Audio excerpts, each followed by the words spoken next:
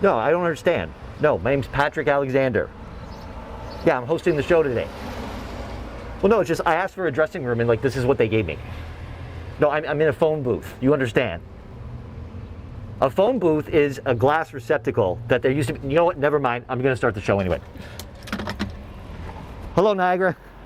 Welcome to Niagara 411. I am Patrick Alexander, and the lovely accommodation provided me by WeeStream and Fiddler's Poorhouse here on a sunny day in St. Catharines. I'm going to have to re-script that because we have an overcast day. And I tried to do this as Lee Steery, but since Lee's on vacation, I thought we'd do it in homage, and I'm sure he's going to call in at some point and blast me for this. But instead of doing it as Lee, I'm probably just going to do it as myself instead because I got to be me. Lots to talk about today. This is a really busy news day here. It's July the 8th on a, again, beautiful, sunny day in Niagara Falls, St. Catharines, Niagara region. And you know what? Since the mask mandate's been repealed, I find myself speaking a lot easier, but I still like to show my pride. And you know, as much as I like Lee, his clothes, like, they're just not doing it for me right now. So we're going to put that right where they belong. And I think I'll slip into something a little more comfortable, if you don't mind.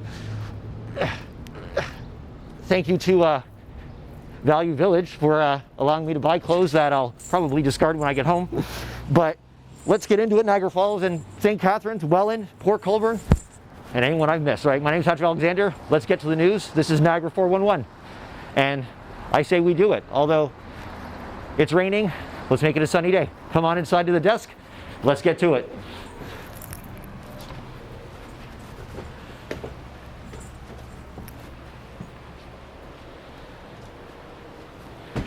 Ah, Fiddler's Poorhouse. Home.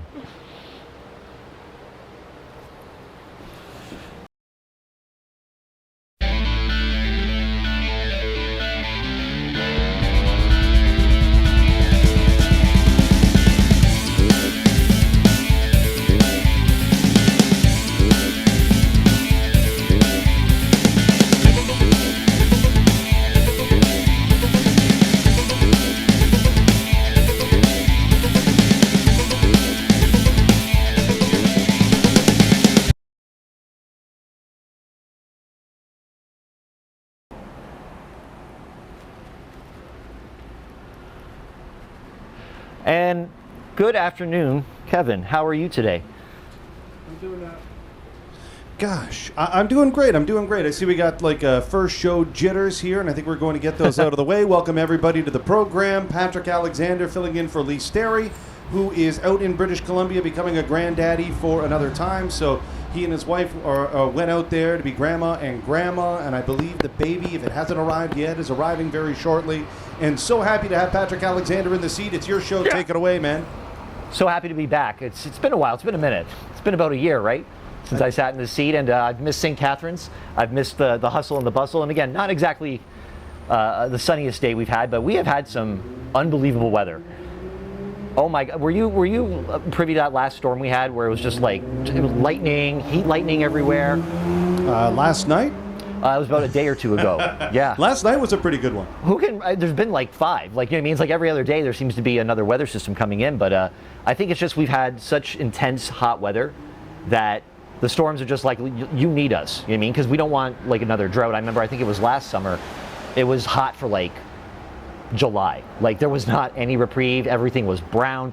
But you know, it's just been very violent weather. You know, I live on a townhouse condo, and I have a very small patio, and it's like the windiest part of Niagara Falls. I don't know what it is, but it's like I'm living in a vortex. So I have to look out periodically, and I see, like, you know, like my couch flying past the window. It's like that scene in Wizard of Oz, you know, when Dorothy's going up in the tornado.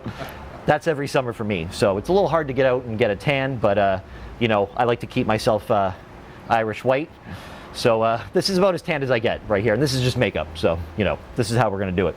But I'm really glad to be back. And again, yeah, Lee, I hope you're having a great vacation, and congratulations on being a grandpa again, which is amazing. How many grandkids does he have? Do you know? I'm not sure, so I don't want to speculate. More than 2. We know at least that, right? It's plural now.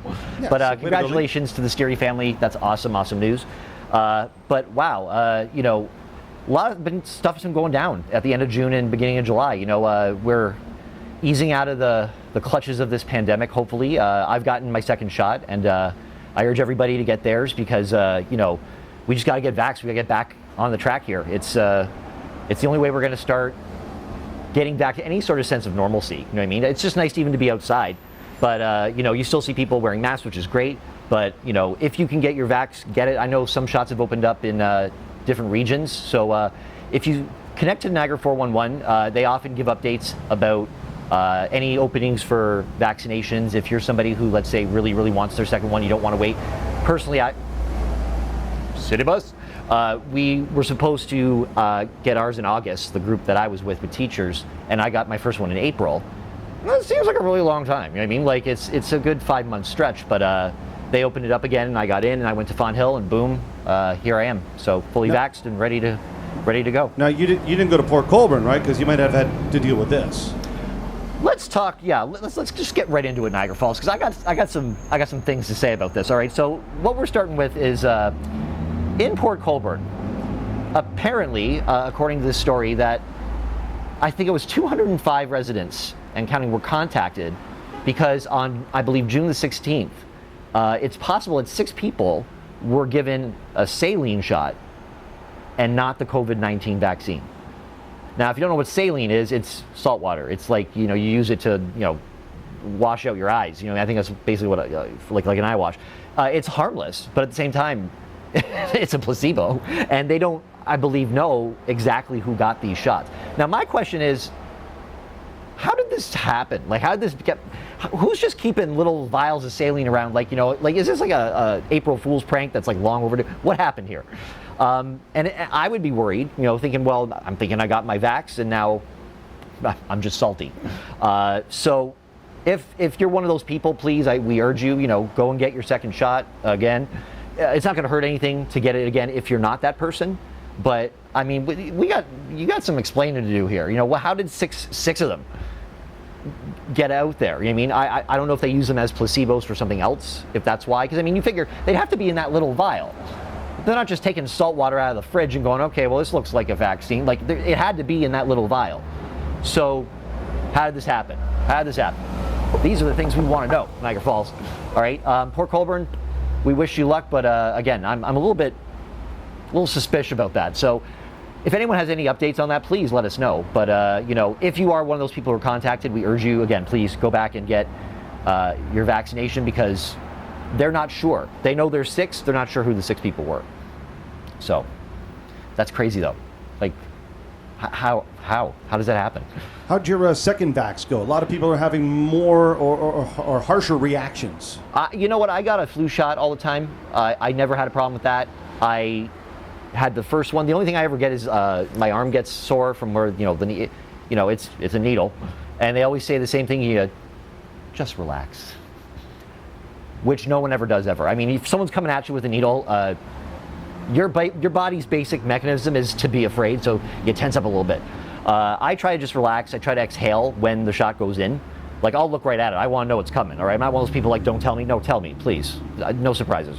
And I just got a bit of arm soreness, but other than that, I was good to go. I felt sick for about a day, I would say, but I would say it was like sick compared to like coronavirus, not at all. But, you just feel a little bit under the weather, but other than that, it was great, you know what I mean? And I find the rollout in terms of when you get to the sites, everyone is so efficient. Everyone knows what they're doing. There's clipboards and there's efficiency, and you're in and you're out. You get your sticker, they time you, and boom, you're out the door. So I'm very impressed with the efficiency, the professionalism of all the sites. I mean, I've only been to 2, Niagara Falls and Font Hill, but I've heard that from everybody else, that the people who are involved in just administering these shots are doing a wonderful job. And you know what? It's a daunting task. When I went, there was 2 camps set up. If you were on deck, I was at 245. You're on the first side. If you're like, say, 250, you're on the other side.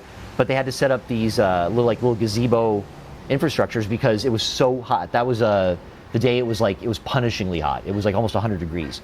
And you have a lot of elderly people coming. You can't have them stand even for 10 minutes in a line like that. I'm just me, and I was like, my skin was burning. It's like, the sun was like right here. So everyone was very kind, everyone was very efficient, and they were on the ball, man. They knew it. So, I have to give kudos to our region for that. We've been doing a great job. So please, please, please get your vaccination. It's so important, so important. Before we go any further, I think we should thank our sponsors. I think we should. I'd like to thank Gale's Gas Bar. They have been fueling Niagara since 1987, when I was still in primary school. And I remember that was the last time I got full service gas, was at Gale's Gas Bar, when someone actually pumped gas for me, windshield, the whole 9 yards was there. And now I just pump it by myself, and I feel like that connection is lost. I miss the gas attendant connection. It was a nice pleasantry to my day. I'd also like to thank, of course, Performance Heating and Air. Oh, wait, Patrick, sorry, I didn't let you know about this, and you're on the right track. But there you go. Gale's Reward has just turned 2 years old, and they make that announcement today. For more information, go to their website, but they have a rewards program, like a lot of other places you visit or what have you. So, you know, the more Gale's you pump, the more Gale's bonus dollars you get, type thing. So go to Gale's. And you know what? Gas, it's not getting cheaper. So thank God for things like this, the rewards program. And Gale's, you know, thank you very much. Gale's Rewards, it's turning 2, all right? And that's the terrible 2s, but, you know, in this case, it's a good thing. So we'd also like to thank, as I said, Performance Heating and Air in the local area, as well as High Speed Internet, NWIC, all right?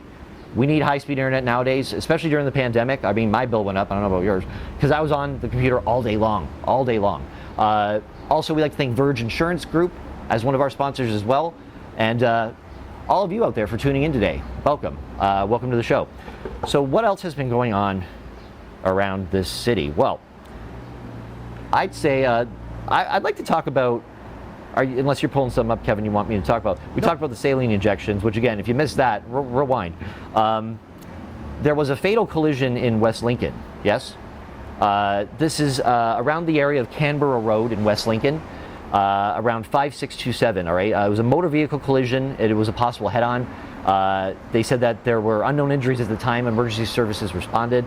This was a few days ago, but you know, terrible thing to have, and now that summer's coming, you know, you're going to find people out driving a lot more. I know personally, you know, I've been out just enjoying the day, the sunshine, but you know, you still got to be very vigilant, and you know, these sorts of things unfortunately are going to happen. But it's so sad when it's something like this. You know, it's on a more quiet road by Canberra Road. It's those sorts of roads you got to be careful. A lot of people are traveling. I used to travel that way to go to a cottage every summer. And they're highways, but they're single lane roads, and you can pass people, but maybe you shouldn't. You know, if you're on vacation, don't be in a hurry. You know, it's going to be there. So just, you know, drive defensively and just make sure you're paying attention to everything around you. For me personally, you know, when I was growing up, my mom said, you know, it's always going to be somebody else you got to watch for, not you. Now, I proved her wrong, because I was in a few scrape-ups where, oh, it was me, 100%. But the wisdom of that is, you know, always kind of keep your wits about you, check your mirrors. These sorts of things are becoming a little too common, and it's very, very sad. So emergency services responded. We hope that, you know, there'll be some recovery there. But leading into that, there's a story coming out of, I believe, West Lincoln. And this is a story about the Hoxima family, all right? This is, as Kevin's pulling up here, this is the GoFundMe page for the family support for the Hoximas, and if I'm saying that wrong, please, my apologies. And this is for the gentleman that was unfortunately perished in that crash, and they've set up this GoFundMe for him and his family, and it says, "Hello, my name is Sabrina Tornabuno, a lifelong friend of Melanie Hoxima. I wish I was able to speak about the Hoxima family in different circumstances. However, today we are mourning the loss of the beloved Dylan Hoxima. Dylan leaves behind his parents, siblings, and his partner Melanie, and his little son Oliver. On Monday, July 5th, Dylan was driving to pick up his son after work when he crashed head-on with another vehicle. He was airlifted to Hamilton General, where despite the best efforts of the medical team, he did not survive. He passed away with his loving family by his side. Overcome with great sadness and shock, Melanie now has to continue on strongly for her beautiful Dylan and her 18-month-old son, Oliver. With Dylan's passing, Melanie is left with many financial responsibilities, such as mortgage, Dylan's student loans, and car payments, as well as funeral costs. All right, so the GoFundMe is set up to help alleviate a little bit of that burden. It'd be extremely appreciated if those who knew them, or even if you don't, to donate to the Hoxima family, and then they thank you kindly. All right, this will go towards helping with this horrible time, and there's an update to this as well, and I'll get to the total in a minute. It says, "Good afternoon, everybody. On behalf of the Hoxma family and myself, we would like to thank every single individual who has either shared this page, donated, or sent their prayers and love for Dylan, Melanie, and Oliver during this time. Melanie is extremely grateful that their lovely community has offered so much support for her and Oliver while trying to make sense of this horrible tragedy. And they have reached their initial goal of 15 grand in under 12 hours, which is unbelievable." She writes that she was in awe this morning when she visited the page and saw that they have now reached $20,000 in donations, which is just remarkable. They're not able to bring Dylan back, she says, but Melanie and Oliver, but they've seen to be able to provide financial security for a grieving wife and her beautiful baby boy. So from the bottom of their hearts, they'd like to thank each and every one who has contributed. Please continue to share this page and keep up the contributions for the Hoxma family and for the wonderful life of Dylan. So, you know, we're coming out of a time that was so dark and so bleak, and, you know, people tend to focus on what we've missed or what we don't have, but, you know, the spirit of humanity shows people still care. And even if, you know, you didn't meet the Hoxma family, you know, this is just an unbelievable tragedy for a young mother and her son. And it just goes to show, you know, people still care. And that's just, I mean, now it says here they're up to $28,710.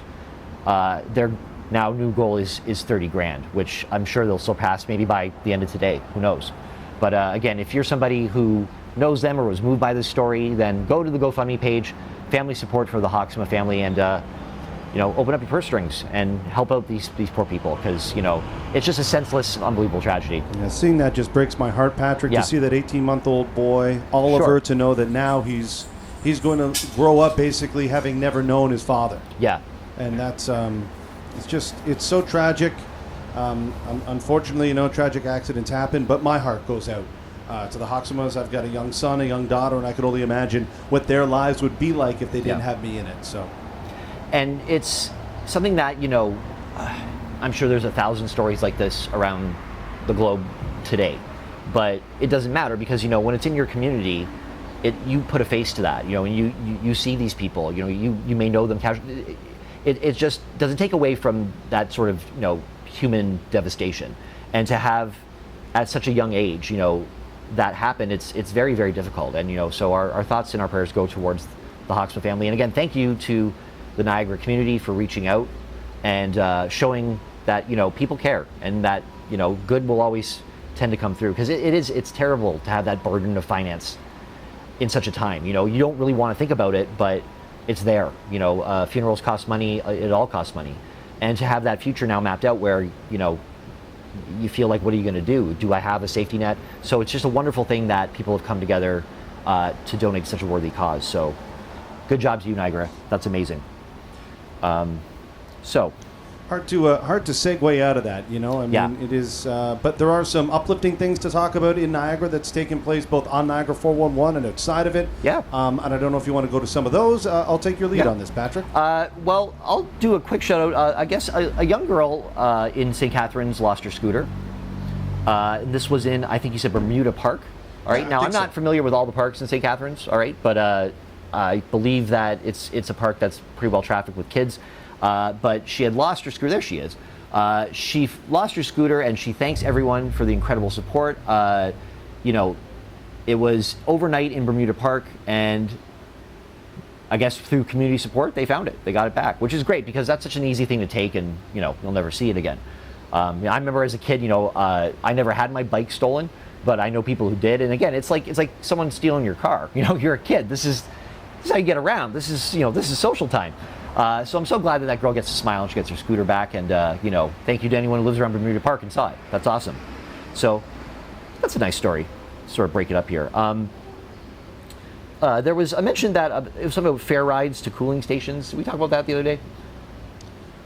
No, but yeah, Niagara Falls has opened up their cooling stations, and they're offering free transit rides to the cooling stations. I'll try and pull up the map here. Yeah. So what's happening is the buses are going to be pitching in here to take people to cooling stations. I mean, today you might not need it. Just stand outside, you'll be fine. But those other days where, you know, you're sweating just thinking, they're offering that as a free service, which is great. And, you know, if you don't know what that is, I haven't been to one that they're offering, but it's sort of like if you've ever been to Canada's Wonderland, they have that cool down zone where there's those pipes and it just kind of rains that mist down on you and it just cools you down. It's not water but it is water, or it's not. I don't know. I'm not a chemist, but it's just sort of a cool vapor that comes down and makes you feel good. And it's just a service they're offering. Now, remind you, though, you do have to go back on the bus. So remember, keep that cool feeling while you can, because the bus may be a little hot, all right? Or at least wear very, loose, light clothing. But that's something that they're going to be doing for residents if they need to cool down, all right? It's going to be a hot one. I mean, our humidex, it's tipping past 40 just in the beginning of July. In the past, as someone who was always in school and then now is teaching school, summers are, it's a bastion, it's a haven. This is what you look for. So when you have the rainy days, you're bummed. But we want the hot weather. But I used to always keep track of, okay, what was it like last summer, all right? And I always thought, okay, well, if it was rainy last summer, it's going to be a really hot summer. There's no geographical or meteorological basis in any of this. It's just my wishful thinking. But if I remember correctly, we had an okay summer last year. So this one, it's already looking like it's going to be a scorcher. So I don't think we have to worry too much about too many rainy days. But if you are finding yourself without air, without a pool, or even just a source of water to somehow cool yourself down, get on the bus, all right? And they'll take you to where you can cool down. So keep everybody safe and just drink water. That's the thing. I'm drinking something here. It's not water, but water's in it. But it's important to stay hydrated. It's important to keep cool during the summer, because I'll tell you, it's hot. All right. When I was a kid, my grandmother and grandfather had air conditioning. We didn't for a very long time. And leaving that house was painful, because when you have air and then you don't, it's a fall from grace as a kid. You know what I mean? You're going to be sleeping in front of that fan, all right? It's going to be whirring in your face, and you're just going to be laying there going, Lord, why? You're sweating through the mattress, so... Dude, you're preaching to the choir. I haven't had AC for 7 weeks. I had to tear it out in a deck rebuild, and I'm just getting it hooked up finally tomorrow. So you got no deck at first and no air. Right. So it's just a hot building you're living in. Pretty much. Yeah, let's go outside. Oh, there's no deck. There's a void where the deck used to be. Let's lay in the gravel pit. Public enemy number one. Patrick, I want to get to... We do have a couple of guests coming up on the show today, and I'll let you tee those up in a second.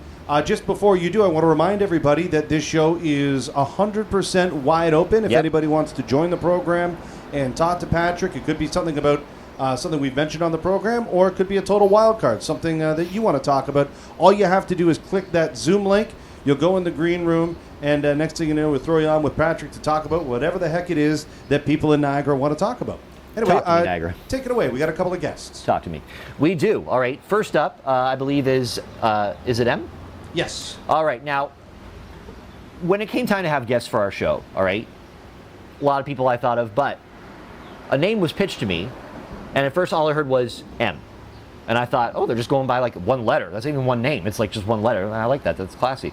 And then they said, well, it's a young lady who took up this initiative on Canada Day, and it was an initiative on Queen Street, and it had to do with art. It had to do with drawing a mural, and her name is M. Maui. Now, I know this girl because M. Maui is on Facebook the name of Emily Groat, who is a good friend of mine, who is somebody I have seen many, many times when I do comedy shows, and is just a lovely, lovely person.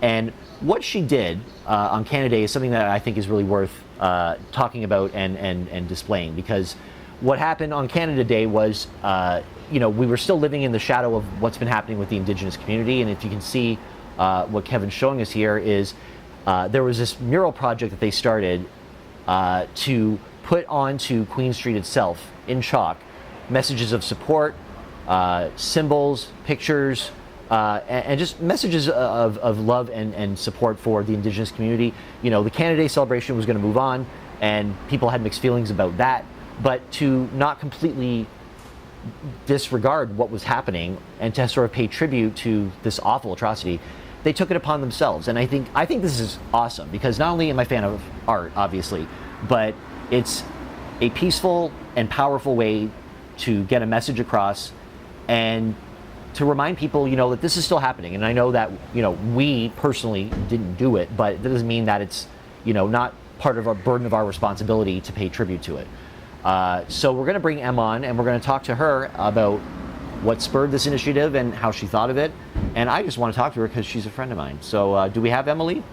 Emily's coming on at around 12:40, so about 15 minutes from now. Great. And then just after 1 o'clock, we got Team Super Jacob. Team Super Jacob, all right. This is another really outstanding member of our community. Team Super Jacob is, it has its own website, and it's a group of people banding together to help out a young man who is in some unfortunate circumstances. And again, it's a real great story about how people come together in times of need, all right? So we're going to have that towards the end of this show, and I'm really excited to talk to them. That's Team Super Jacob, all right? Because not only they're a team, they're super. I'm excited for that. But yeah, Bottle Drive Saturday in Beamsville, and what does it say here? In the Lincoln Center parking lot. Yep, save your empties. So I'm sure that after Canada Day, even after a long weekend, because we always have the American long weekend sort of molded ours, there's a lot of empty beer bottles out there. They're in your basement, let's say. They're haunting your house. You want to get rid of them. You don't get around to it. Or let's say the worst, they're in your backyard still, all right? Laying on the grass, the neighbors have been complaining. This is a perfect time to take them in and do something for a good cause. This is July the 10th, and this is in, you said the Lincoln parking lot? Yeah, in Beamsville. So in the Lincoln Beamsville. Center parking lot. Lincoln Center parking lot, awesome. So bring your empties, all right? It's for a good cause. Good morning. That's another way people can get in touch with us, right? Yeah, The right program. here. Hello, ladies. Just, Good morning. Stroll by St. Paul Street. There you go. A lot of people enjoying the rain, which, I mean, if I had an umbrella, I would too. But I never have luck with umbrellas. I always leave mine in the car because that's where apparently it lives and does the best work. I bring one out and then I don't use it. I just think I'll outrun the rain. It's pointless. What are you going to do?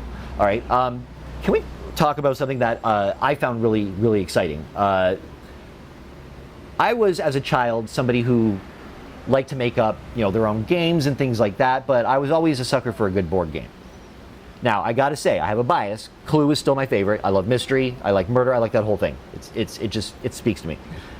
But runner-up was always, you know it, you love it, Monopoly.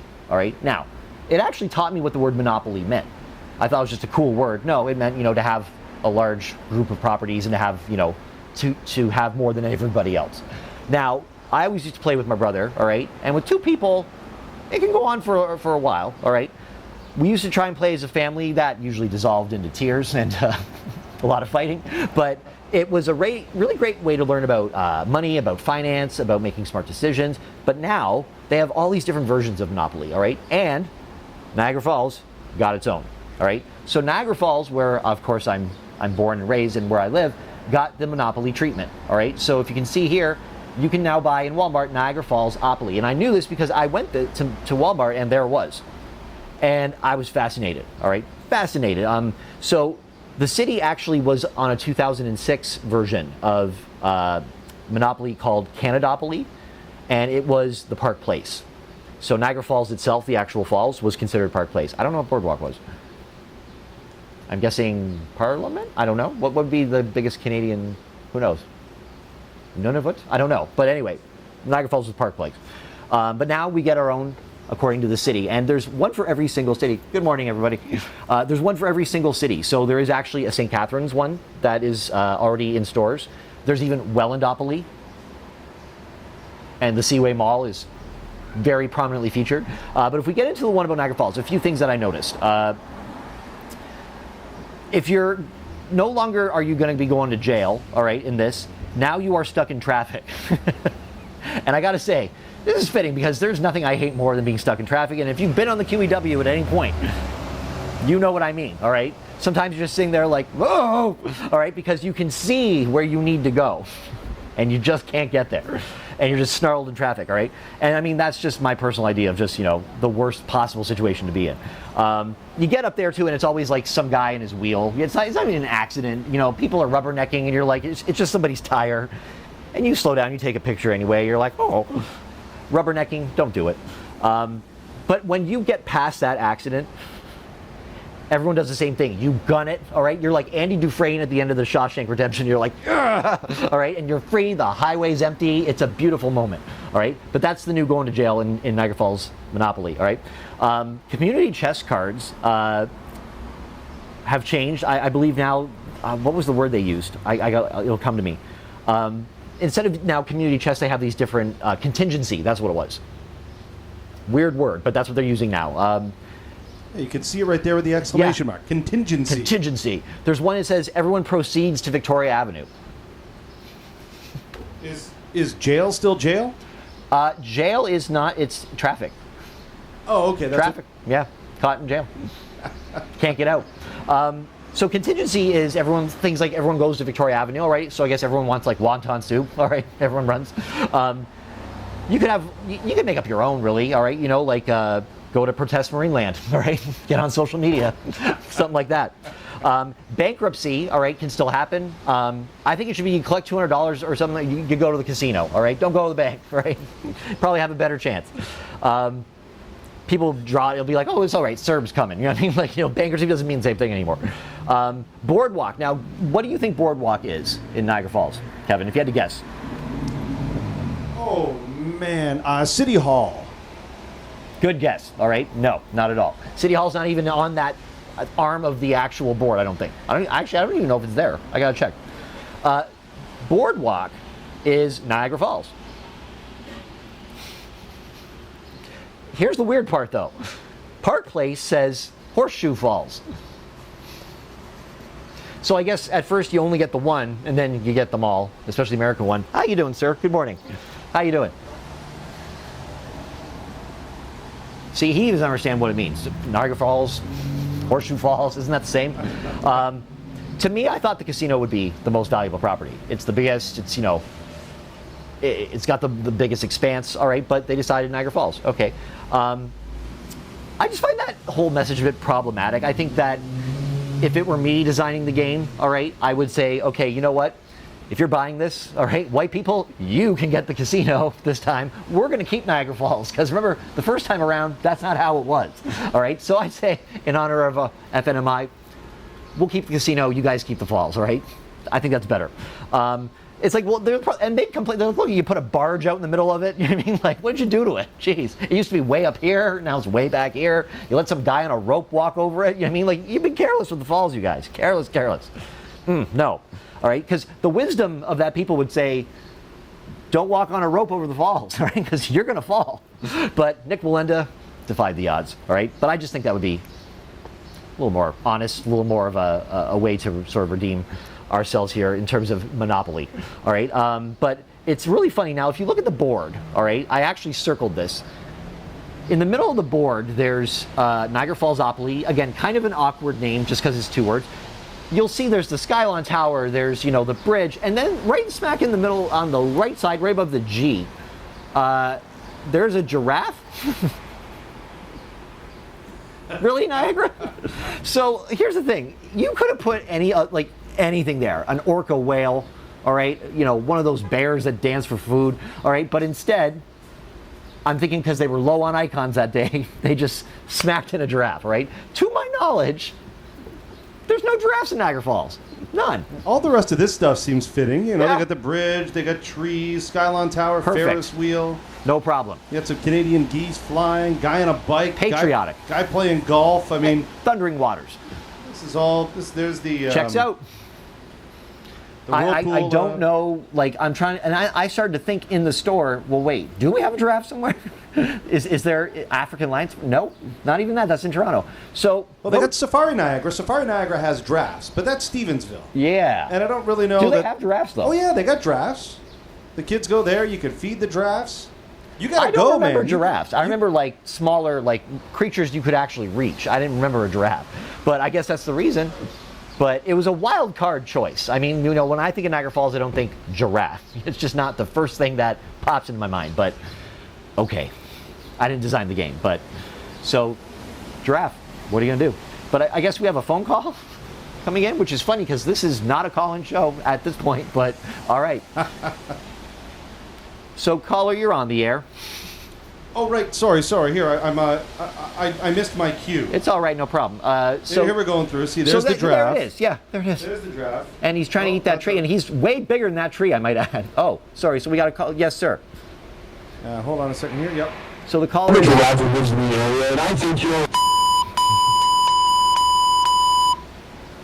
Right. That was a call from a giraffe who lives in Niagara Falls. What's that here? Let's have a play it again. Yeah, I'm a giraffe who lives in the area, and I think you're. Ooh, yeah. Okay. Wow. Fair, but fair. All right. My apologies to Mr. Giraffe. All right. That beeping were the things that we couldn't air. He was a little sad to be disinvited from this conversation. Apparently, him and his wife settled here many years ago, and she actually posed for that picture. And you know, it's really the only thing she's ever done modeling. So I'm sorry, Giraffe. We will definitely do better in the future with the giraffe population. Sorry about that. But again, it's not even proportionate. I'm sorry, I'm gonna get back to this, right? Because the giraffe is about to eat this tree, and the tree is way down here. Look at the tree. It's like Jurassic Park. All right, so apologies to those giraffes living in the neighborhood. All right, but again, maybe I'd get some copywriting or some license on that image, because this is how they're using it. All right, they're misrepresenting your people. All right, so giraffes exist in Niagara, and Niagara Falls picked up on it. Now, it was an American company that made it, but it's out on sale at Walmart, and I'm sure it'll be picked up at other places. But again, your city could be featured, all right? I've seen 3 so far, St. Catharines, I've seen Welland, and I've seen Niagara Falls, all right? So soon, Port Colborne, you might be next. But keep up with those saline shots, they may pass you over, all right? You know, you gotta do better there in that health system. Just saying, all right? And when I read about this, back to the saline thing, it said that they used, out of an abundance of caution, they're contacting 205 people. It's like, well, maybe you should have had an abundance of caution when you were giving out these saline shots, right? Shake them up, you know what I mean? I'd like to actually talk about, very quickly, in Niagara Falls, there was actually some very violent incidents over the last few days, and one actually sort of speaks to me out of the two. And as we all know, 12:37 is traditional trucks roaring past poorhouse hours, so please bear with me if you are a little distracted by the noise. There was a stabbing in St. Catharines, which I'm trying to pull up right now, but... Yeah, I know the one you're speaking of. Yeah. And it was quite violent. I believe the man who was the victim was around 50 years old. Yep. And in the comments identified him as Daryl. And Daryl, as we understand it, is back home now, Yep. out of hospital, but had to have a number of surgeries, including, I believe, heart surgery. And there were a lot of heartfelt messages just saying about how violent the attack was and how Yep. much Daryl meant to so many people. And Yep. we often forget that, right? The human side of stories when we hear a release. You talked about Dylan there that lost his life earlier this Yeah. week, and how he's a father, he's a young father of an 18-month-old boy now who now is, you know, in a family with a single mom. Yes. Instead of a nice cohesive nuclear unit. And again with this stabbing, same kind of thing. Well, I think it's alarming because there was another one in Niagara Falls on July the 3rd. And so these were all within a few days of each other. There was one, it was near Sunhaven in Niagara Falls, which is just, actually, it's where a family member of mine lives, is right near there. It's like one street over. In fact, I think that is his street. So I don't know what's happening, but luckily they have been apprehended, the person that was responsible, and you know, but that's 2 in the matter of a few days. You know, I don't know if it's the heat getting everybody, but it's like, you know, stop. What's with all the stabbing? Like, stop stabbing people. You know, settle your differences. No weapons. All right. It's not the way to go here. I mean, I don't know if we're like trying to, you know, keep up with the states in terms of shooting deaths. Now we're going to say, well, we'll take over stabbing here in Canada.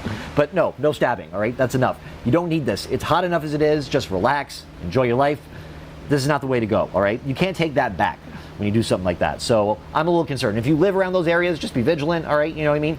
We're at a time of the year where everyone's keeping their doors open. They're keeping their windows open for cool air. But you know, just be careful. You know what I mean? It can happen anywhere, unfortunately. And Patrick, lots of other stuff to touch on today. I mean, a lot of thefts, especially downtown St. Catharines, the Korean barbecue town got broken into. We got great video of that, courtesy of Niagara 411. And then the planters being stolen at Patrick Dart Funeral Home. Have to talk about that. But just right on time, we've got our friend M. Maui, as she's known online. You know her as Emily Groat, and I'll let you take it from here. Awesome. Emily, are you there?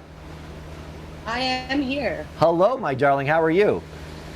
I'm well. How are you? You look fantastic, by the way. Well, thank you. You always look ravishing, and you're very well lit. That's a good ring light you got there.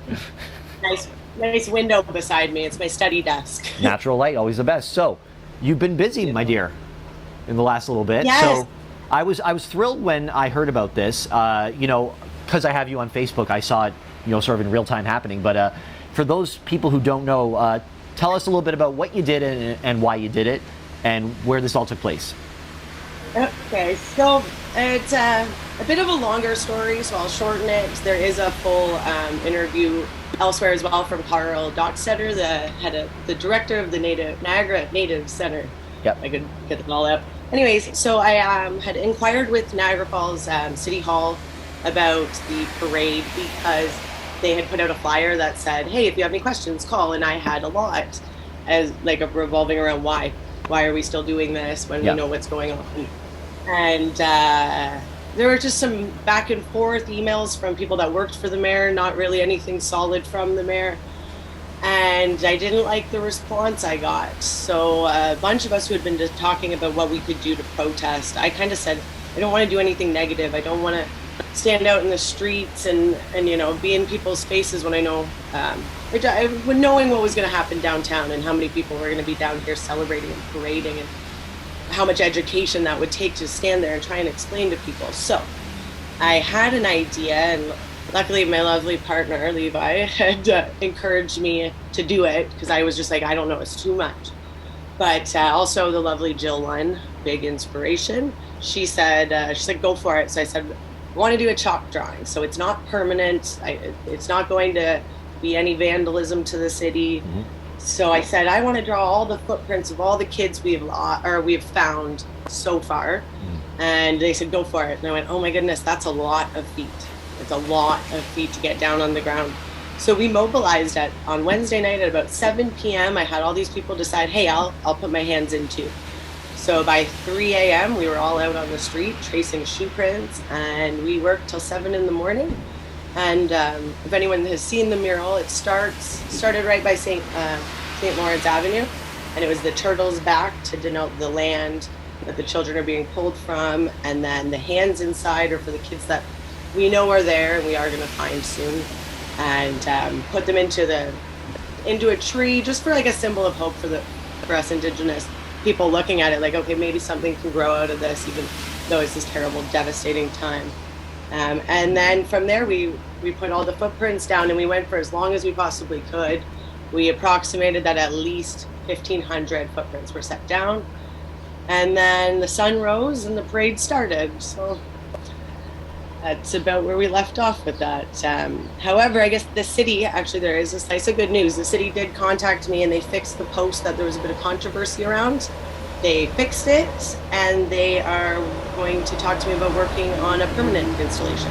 So there is a bit of happiness coming out of it. Hopefully more education for the people who didn't understand why we believe the parade should have been canceled. Absolutely. I think that, I don't think there could have been a better way to get this message across. I mean, when you hear about tragedies, when you hear about human casualty, you always get a number. And that number can become overwhelming. When you hear about things like, the go-to is like, say, the Holocaust, where you hear about 6 to 11 million people, it just becomes a number in your mind. But when you see individual footprints and how far they go, and I mean, this is 1,500, it's putting that human dimension back into something that has just become a news item and, unfortunately has become controversial, which I find ridiculous. But I think a lot of people were conflicted about Canada Day, and I mean, because it happened so quickly before, and I think that it's tremendous. I think you're on the right track. This was a wonderful way to honor this, and I mean, it's people like you who put pressure on the powers that be to do something more permanent, and to me, that's very heroic. I can't applaud you enough for what you've done, and it's such a beautiful tribute as well. And the chalk idea is brilliant because, unfortunately, people will quibble about things like, did you have to vandalize property? It's like, well, first of all, it's not vandalism. Let's just start there. But the fact that it's a statement you made and everyone could see it, it didn't harm anything, but it was still a gentle reminder of something that we shouldn't be gently reminding people of. This is something that we have to face. I thought it was tremendous. So tell me, have you received any other feedback from it since you did it? I've been receiving positive feedback. I might have been ignoring negative feedback. You should. Just to make it easier. But yeah, I've made a lot of new relations and community ties that I've been trying to get with.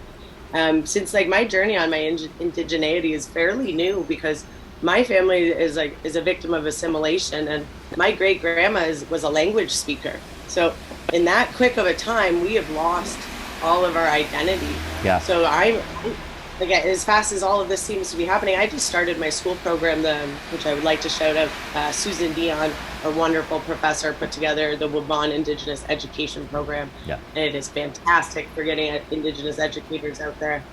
But yeah, I learned about making relations and art through story all through that, which kind of came to this point on my reading week. So I spent the week that I was going to relax not relaxing, but it has been so worth it. And people are asking questions, better questions, and trying to really understand, which is where I wanted to say, I'm going to recommend a book for everybody out there. Please. Seven Fallen Feathers by Tanya Talaga. If you haven't, you should. And if anyone had conflict on the Canceling Canada Day, I just wanted to put a little excerpt out from it, a little bit of education where I can go in. It says, I thought I heard something. So cultural genocide is the destruction of those structures and practices that allow the group to continue as a group. States that engage in cultural genocide set out to destroy the political and social institutions of the targeted group. Land is seized and populations are forcibly transferred, and their movement is restricted. Languages are banned, spiritual leaders are prosecuted. Spiritual practices are forbidden, and objects of spiritual value are confiscated and destroyed. And most significantly to the issue at hand, families are disrupted to prevent the transmission of cultural values and identity from one generation to the next. And it's dealing with Aboriginal people. Canada did all of these things. And that's right from the conclusion of the Truth and Reconciliation Act, which is available online for free and downloadable for anyone who's wondering what the next steps in reconciliation are. It's all laid out, and I really hope for the education process, and I'm hoping that through art I can keep promoting that. Amazing. Now, you said that you've just recently started your own journey with finding out about your heritage. What started that, or is it just because of recent events? No, it's been a bunch of years coming. My dad and my aunt, like a decade or so ago, started getting back into our culture, and they have made so many relations in the education system and the communities. Like my aunt goes over to our reserve, Tuscarora, on the state side. So they've been doing this a really long time, and it was a long time coming for me to kind of just heal myself as a person anyways. And through healing myself I found so much through the culture that I didn't get raised on, and now all my views are aligning with what I thought they were, and I'm like, wait, this wasn't weird. These were all normal views that were in my family. But so we're all educators in our family. My family does consulting and instruction and making sure there's speaker talks and educating people on Indigenous issues. So I'm following in the steps of my family and hoping to do them proud as well. Amazing. You might have said it, but what is your cultural heritage? What is your background?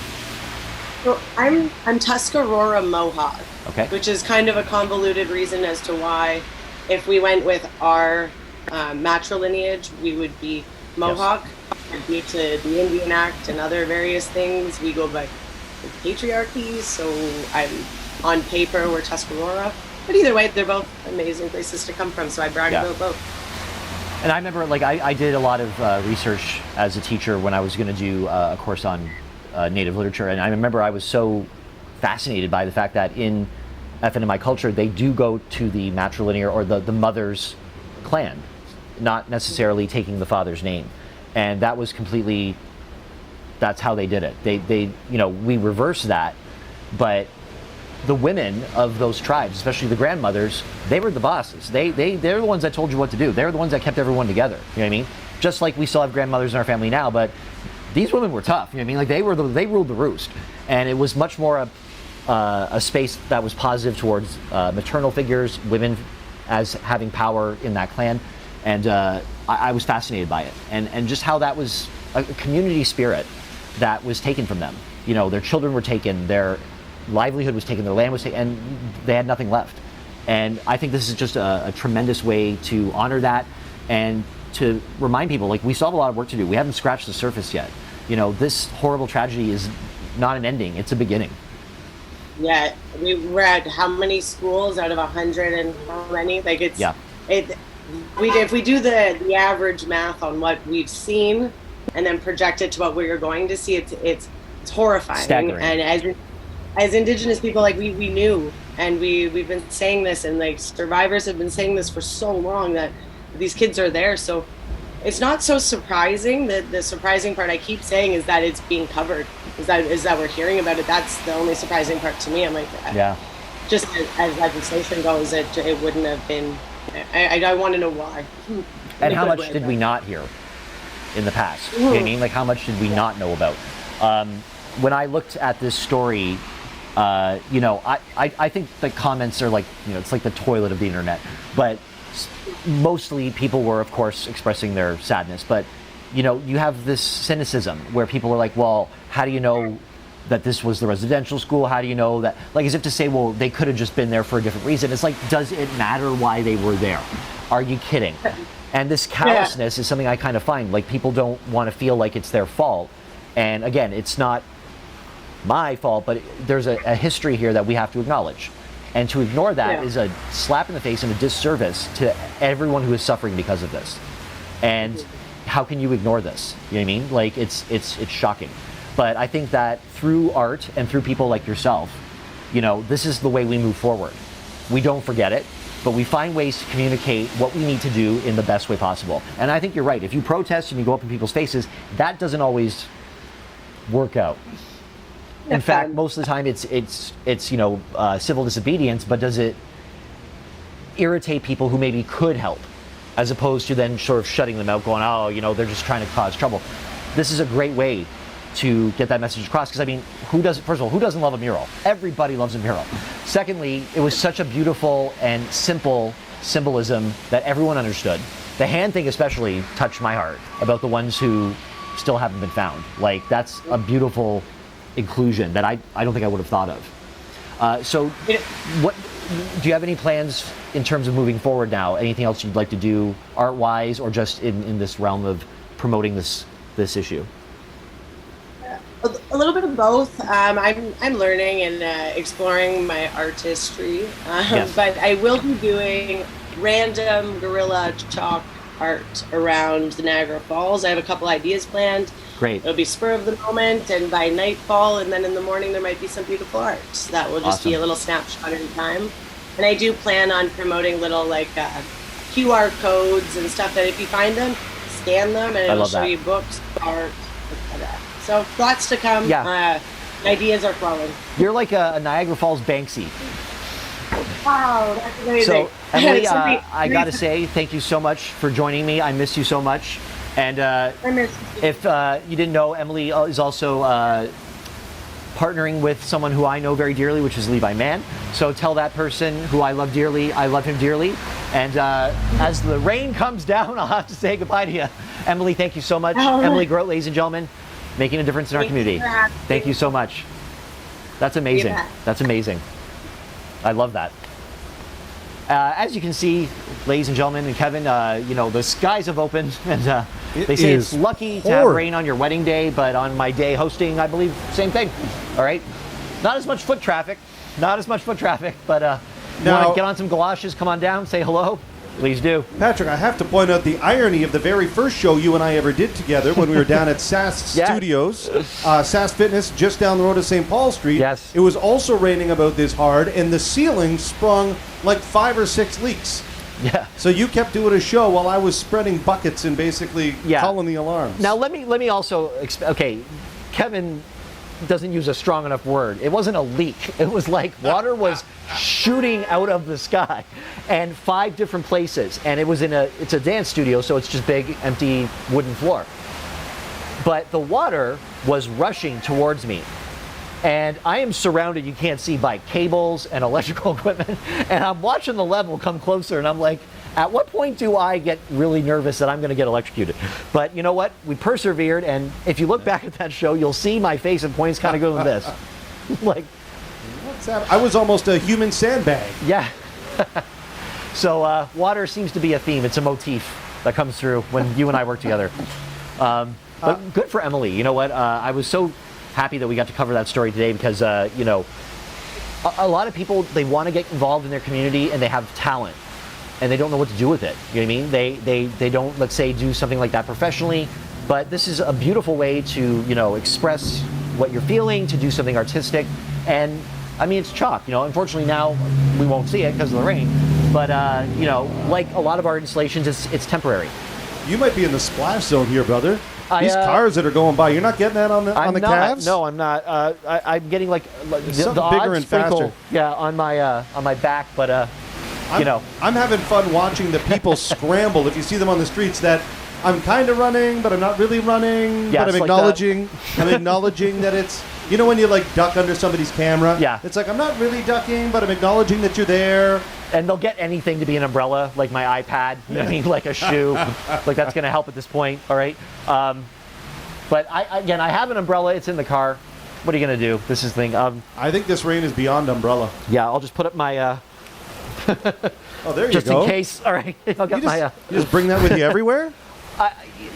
Gays do, all right? Because we sometimes, you know, a protest may break out. We never know. There you go. Right? Did you see that lady with her half trot? I saw that.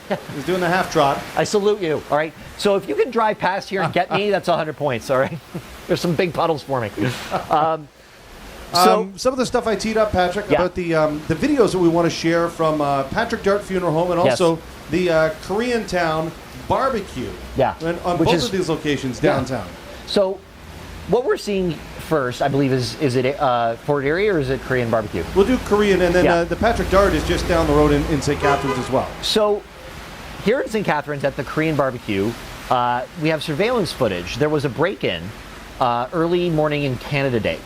And the Korean Barbecue Town Restaurant, it's at 30 Wellington Street in St. Catharines, got burglarized by what looks to be two people that were caught on footage, and about $10,000 worth of liquor was taken from the establishment, all right? And what happened, as you can see here, they're breaking in on the surveillance footage.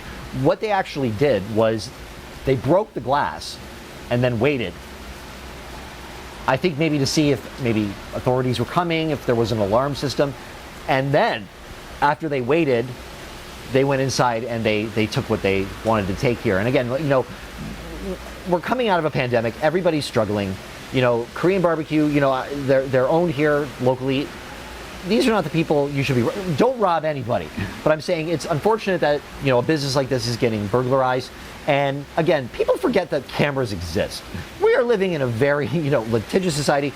Everybody's filming everybody. Of course there's going to be surveillance cameras, all right?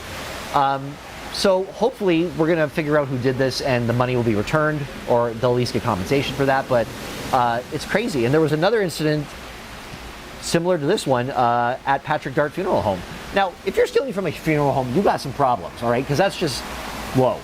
That's some bad karma coming your way. But the planters, the things they used to keep plants in, were stolen, all right? Which, by the way, no small feat, because those are probably heavy. But why would you take that, especially for something like a funeral home? This is where people are having like the worst days of their life. It's awful. So this was at Patrick Dart down the road here. If anyone has any information about it, we see here, you know, just random people taking planters, all right? And I'm going to go out on a limb and say that they appear to be two males, just, you know, helping themselves like it's a garage sale, all right? So if you recognize these fine folks here, and I'm being sarcastic, or you've seen these planters, or you know who did this, you know, please contact local authorities.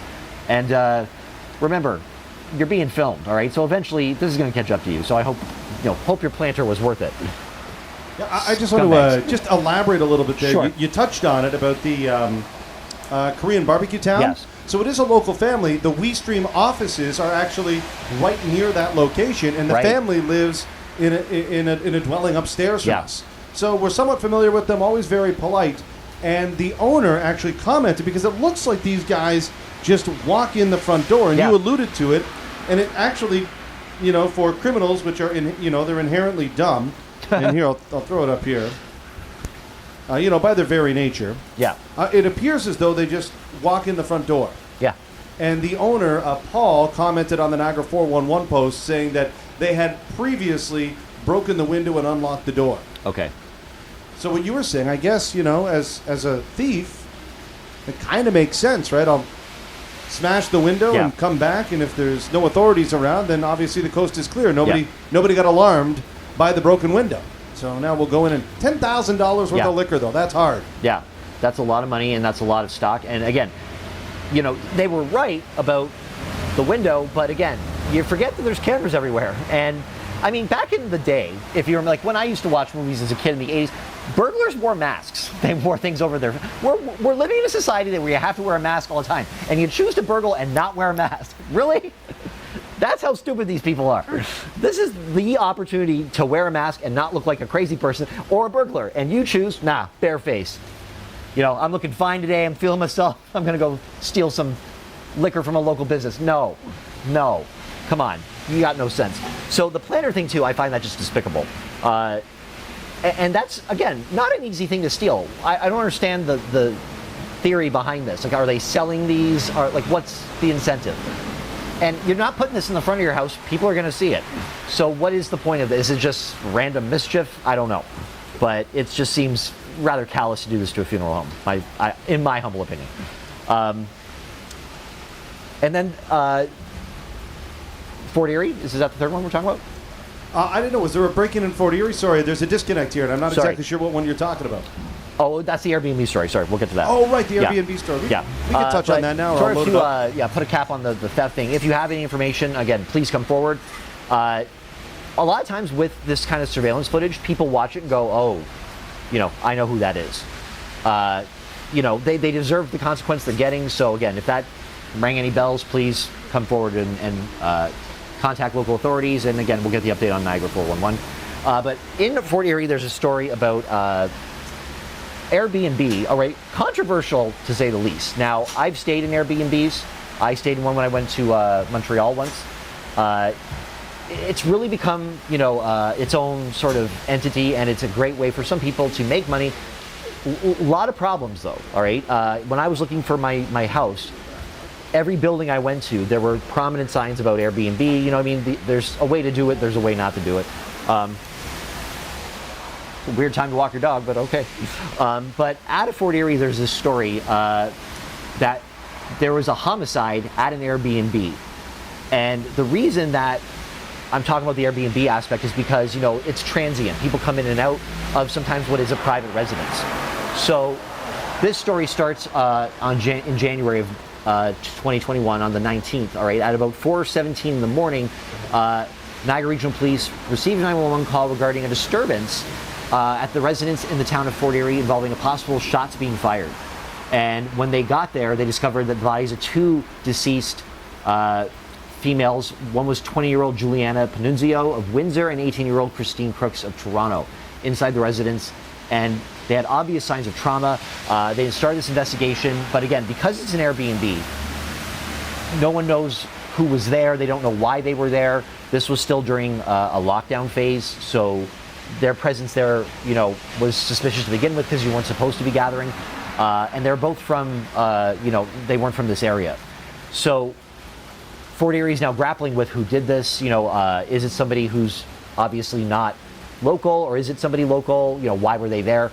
A lot of unanswered questions around this, all right? But the two ladies died at the scene from their wounds. Again, they were shot. And others fled the residence, apparently. So there were more than just them there. And now they're trying to figure out who did this and why. Anyone who has information about that, again, please contact Niagara Regional Police. If you know anything about that story or about who may have been involved. And just want to share here, we did a couple of weeks ago, we covered this story. At that time, the reward for info leading to an arrest was $50,000. They've now upped that to $100,000 and issued, the NRP is issuing this plea, and I think it's worthy of sharing here with the audience. My name is Steve Magistrali, and I'm the Staff Sergeant in charge of the Major Crime Unit for the Niagara Regional Police Service. I'm here today to provide an update to the murders of 20-year-old Julianna Panungio of Windsor and 18-year-old Christine Crooks of Toronto. A team of detectives are still dedicated to this investigation, which started on January 19, 2021 at an Airbnb rented in the town of Fort Erie.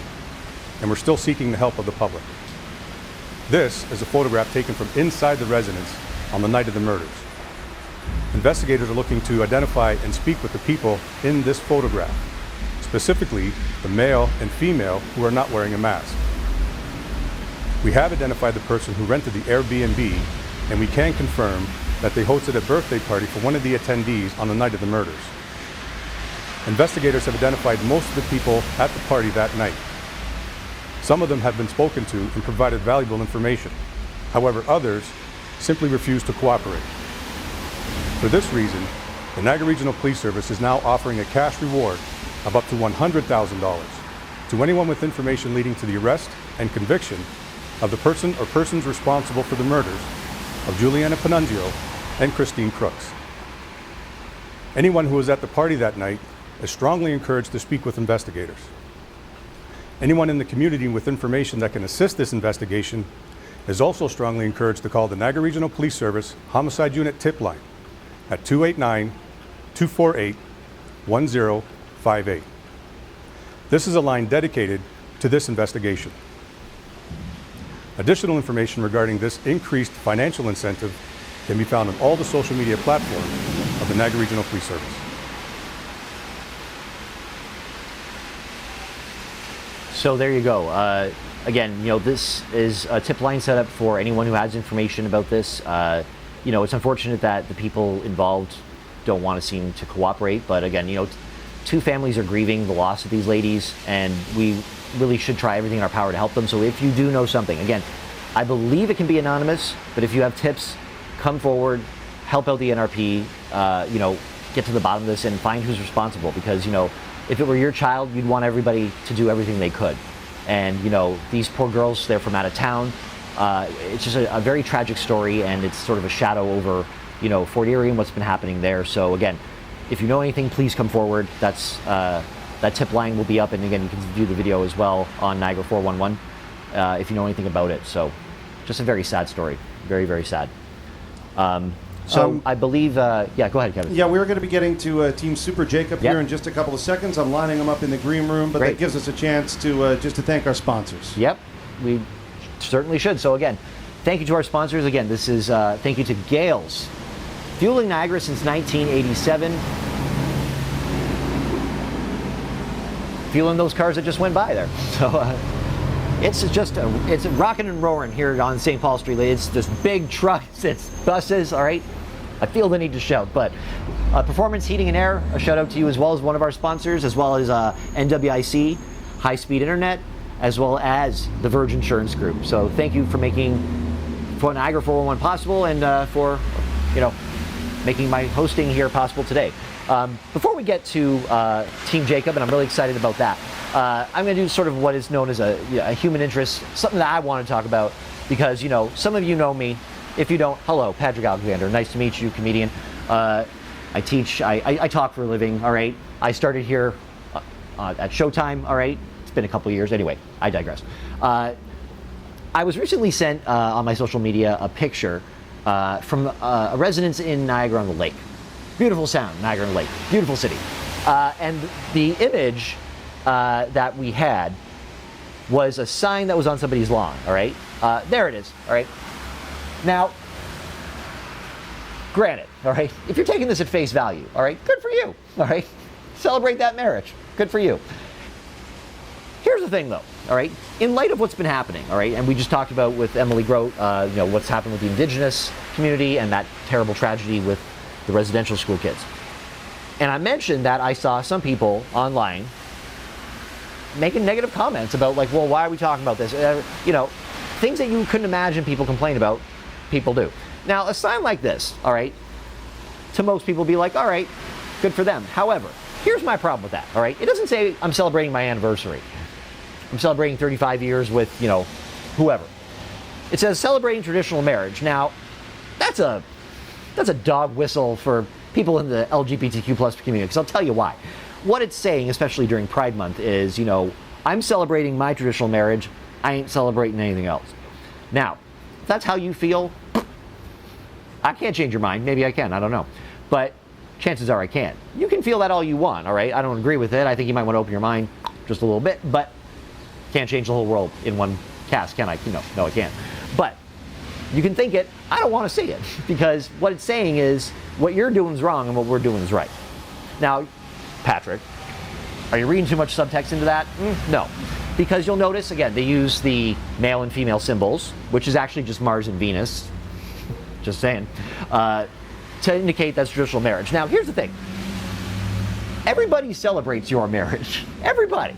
All right? When two people who are a man and a woman get married, everybody celebrates, all right? It is every romantic movie ever made. It is tomes of literature dedicated to romance, all right? It is every childhood fairy tale. It is 90% of the porn industry, all right? Everybody celebrates your marriage. Everybody. And hey, great. I'm glad you found love. Beautiful. However, what you're saying here is this is what we should celebrate, all right? And again, to give you a perspective here, activists have been beaten and killed. People have been shamed, imprisoned, ostracized, and murdered, all because they want to love somebody. And you thought it was just cute to say, but I'm celebrating my marriage here. I don't know about y'all. I get it, all right? But you're being shady. You are. You know who you are. Now, I don't know who these people are. I don't care to know who they are. I'm not gonna dox them here on Niagara 411. But my point is, you're putting that out there to be a little bit like that. You're kind of. It's a passive aggressive way of saying, but I don't support anything else, all right? And my point is, you don't have to. But making that sign tells the whole neighborhood exactly who you are. If I put up a sign on my lawn that said, hey, I'd like to celebrate my non-douchebag neighbor, and I pointed to the people beside me and not you, you're going to think, is he talking about me? That's my point, all right? So do better, all right? We just came off of Pride Month, and maybe that was the reason, but again, we're trying to celebrate people who never had celebrations. We're trying to celebrate people who deserve it and who have been oppressed or have been, simply terrorized for being or loving. And if that's not you, be so grateful because your marriage is celebrated and thank God, but we've had kind of a fight to get here. So do better, Niagara-on-the-Lake, whoever you are. That was my little section of 411 here, my outreach on behalf of my community. Now, I believe coming up, do we have Team Super Jacob? We do, all right. We're going to segue right into another guest who I'm really excited to talk to. This is Team Super Jacob. Hi, gentlemen. How are you? Hi, Patrick. How are you? Hello. How are you? Oh, and we got Mom, too. Hello. How are you guys? How are you? Say hi. Hi, buddy. Hi. How are you? Welcome to Niagara 411. All right. So tell me about Team Super Jacob. I'm assuming you're Super Jacob. Are you Super Jacob? You got the hat, so that's what tipped me off. All right, awesome. So, Mom, I'm going to ask you, what is Team Super Jacob? Why is Jacob so super? So, Jacob is 7 years old, and at the age of 2, we noticed that his speech was behind. And at the daycare he was at, we had a resource consultant who reached out to us, saying, let's get some supports and kind of in place and get our name into the Children's Center. We got the official autism diagnosis in July of 2018, but Jacob in the meantime was receiving speech and occupational therapy. We wouldn't know it today that his speech was lacking because he loves to talk, but we're a little bit shy right now. I get it. So 2018 was at the diagnosis of autism and continued with the Children's Center, and that is when we found out about their superhero run. So we decided to name our team after Jacob, and we started participating in that. Jacob became an ambassador for the center 1 year, and we decided to start a bottle drive. COVID hit last year. Yeah. And we were already starting to plan a drive-through event. So in the summertime last year, things were opening up, but just a little bit. So we were given the green light to go ahead and did a drive-through bottle drive at the Lincoln Community Center here in Deansville. And we raised $4,500 on that one Saturday. So we had members of the community, family members, people coming from Hamilton, Stony Creek, Wow. from St. Catharines who came out. Basically, we chose the Lincoln Center because the parking lot goes around the center and the community pool. So it's basically a one-shot.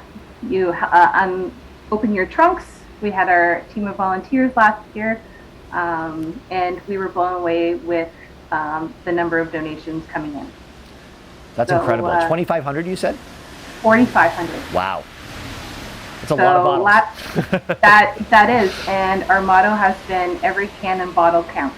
Absolutely. A lot of people have come and said, well, I only have a small bag of cans, but every dime, nickel, penny that we can get to the center is one way of saying thanks for all the help that they gave us.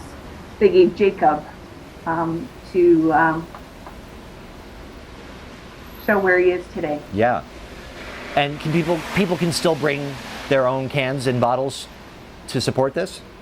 Yes. So this Saturday, from 10 a.m. to 2 p.m., we'll be at the Lincoln Center in Beamsville. So it's on Central Avenue, There it is. 4361 Central Avenue in Beamsville. Follow our signs. We have, thanks to Custom Sign Lab in Beamsville, they donated signs for us. Great. So that people can follow the arrows to where we are going to be located. Okay. Pull up, open your trunk or doors, and our volunteers will be happy to unload. We also will be receiving cash donations as well. We have a cash box. Any donations that are $20 or more will be eligible for a tax receipt, so we will have some forms available for people to fill out Wonderful. if they would like to donate. I have a question. I'm sure now, having this experience, go through this for the first time, people have been incredibly generous with their bottles and stuff. Is there anything, though, that you'd say, please don't include this if you bring bottles and cans? Is there anything people are including that shouldn't be in there? No, we've been thankful that we've been receiving anything that can be donated to the beer store. Wonderful. So cans, glass bottles, plastic bottles, the wine bladders, the wine tetras, all of that can be returned returned at the beer store, we will gladly accept. Awesome. And again, not only is that doing a lot of good for the environment, but Team Super Jacob. I mean, what a wonderful cause. And now, are you doing the run every year? Yes. So we're going to be signing up again. So we started in 2019 or 2018, excuse me. So this is going to be another run event. What is great about the Superhero Run is they have a 1 kilometer 10 stations for the kids to do. So all the little superheroes get to smash ice cream cones like Hulk with their Hulk hands. Yay. Capture villains with silly string and tie them up with string. They had boxes that they get to run through. That's so awesome. It's a awesome event. Did you have fun doing that? And it's one way that we can say thank you back to the center. Last year, we continued with the bottle drive out of on our driveway with our trailer. So people have been coming by, and it's already started with drop-offs. Last year at the one day, we raised the $4,500. Our goal this year is $5,000. Wow. Last year, we raised just over $10,000 for the Superhero Run. So all the donations we continue throughout the summer. We go right into October when the Superhero Run happens. Yeah. So yeah. Is there a date for this year's run? I know they're in the works of it. Yeah. There's more information will be on the Superhero Run website and the Niagara Great. Children's Center. So once we get that information, we will be sharing it with Niagara 411, of course, who has been a great support for us. That's great. Get our message through and to advertise our bottle drive. Awesome. Well, you know what? Again, we love to promote people who are doing something awesome in our community. And Jacob, you are doing something awesome, all right? You guys, your team, that's an incredible thing. And not only, again, is it helping the environment, but it's just raising awareness, and that makes you an awesome kid, all right? So I hope that you guys are successful in this. It's going to be a good summer for it. I think after now the pandemic easing up, people are, a lot of bottles going to be probably coming out this summer. So hopefully people will donate and you guys reach your goal, because I think that's incredible. Yes, and all of our volunteers will have masks as well. We did it last year, and so people don't have to worry about contact. We're trying to make it as contactless as possible. Right. So we will. You said you had volunteers helping as well? Yes, so family and friends, some of our neighbors have generously donated their time. So we have about 20 volunteers. Wow.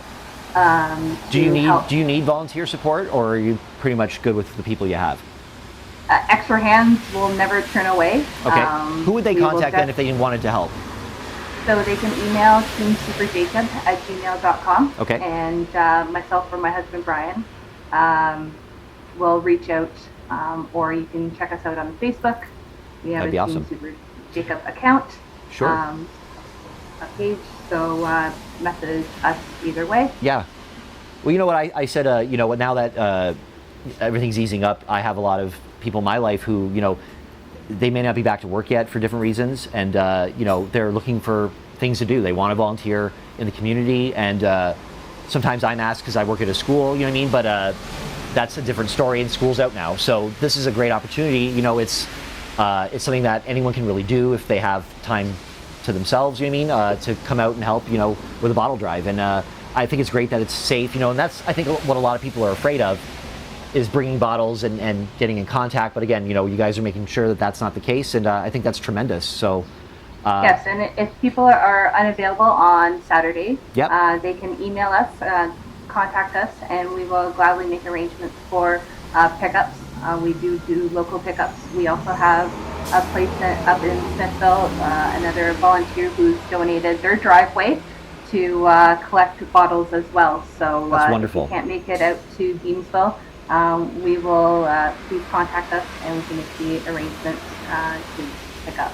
That's awesome. So again, that's in Beamsville, and if you want the information, we'll have it on Niagara 411. I can't thank you guys enough for joining me today. I know it's a rainy day, but perfect time to talk. So Jacob, you keep on being awesome, all right? And thank you so much for joining me. Thank you so much for giving your information, and I hope you guys are successful, and I wish you nothing but luck in the future, okay? Thank you so much. Thank you, Patrick. Have a great day. Thanks, Kevin.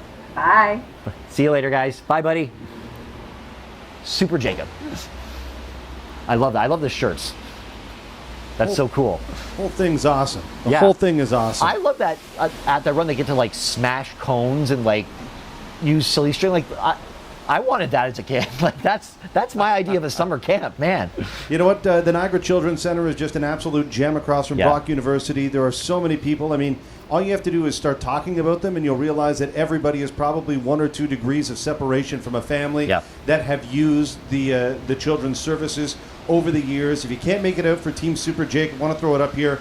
They don't have yet a published date for the Superhero Walk, but here you go. They are having a movie night at Club Belvedere coming up on Saturday, July 24th. That's another way that you can help support the Niagara Children's Center. And I want to give a personal shout out to Clayton and his team over at Custom Sign Lab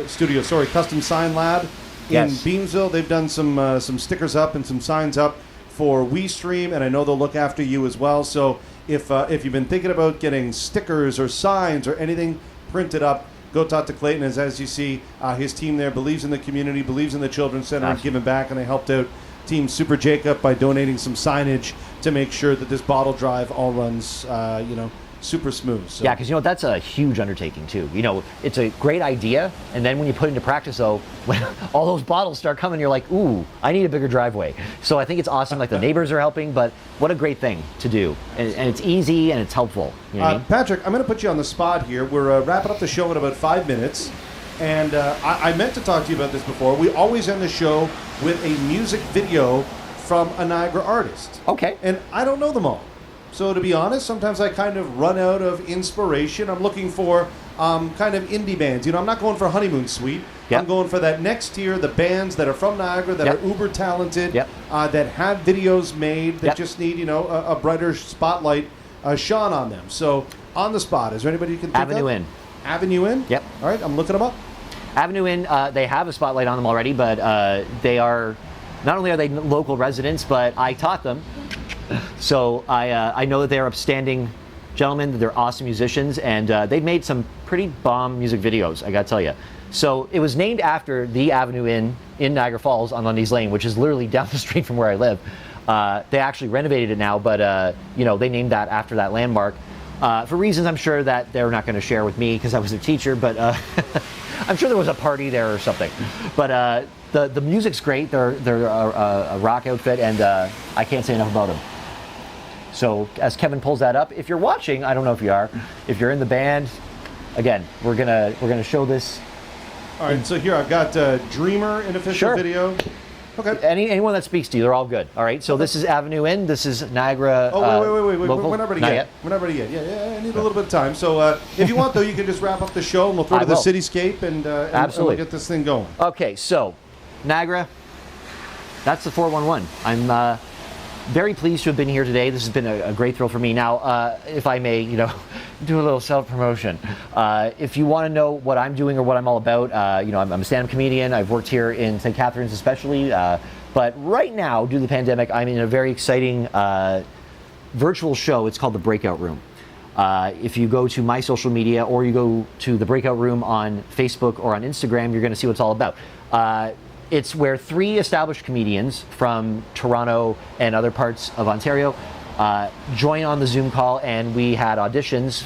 80 comedians tried out, and they will it down to 15, and then it's sort of like The Voice, only without singing. And they have 3 judges, and they make teams of comedians, and we're vying for a $500 cash prize and a spot at, I believe, it's a comedy festival, and I always forget if it's Brampton or Brantford, opening for a very prestigious and A-list comedian. I don't know yet who it is, but it's a great thing. And again, you know, I've been making my way through the comedy scene for a while, and I was really, really missing it.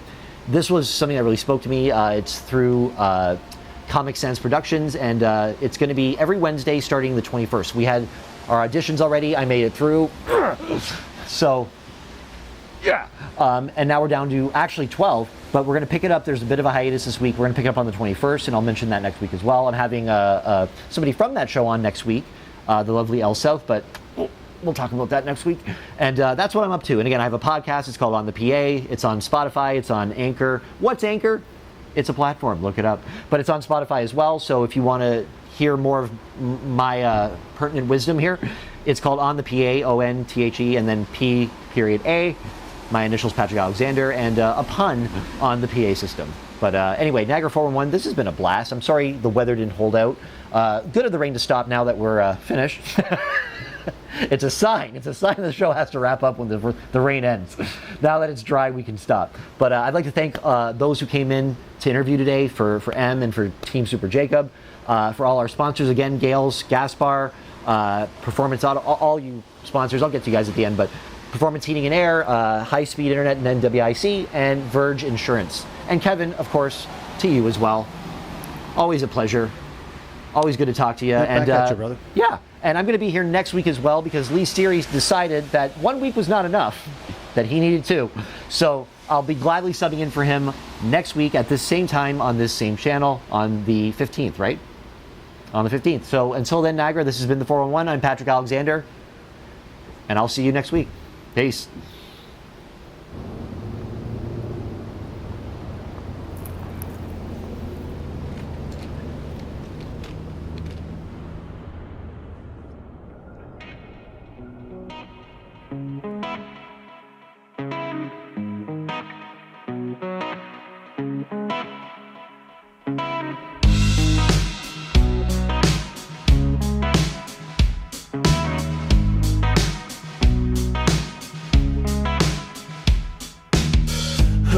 Was all that she did give me.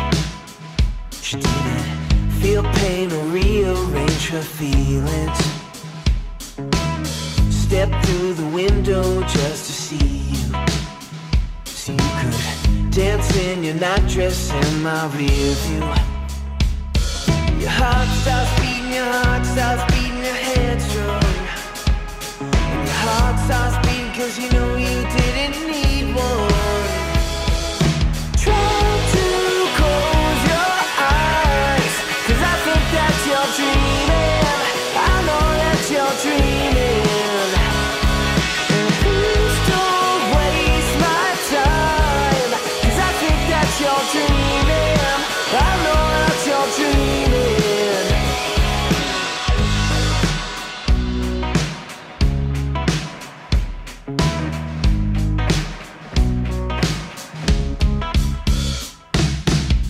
She always was a Cali dreamer.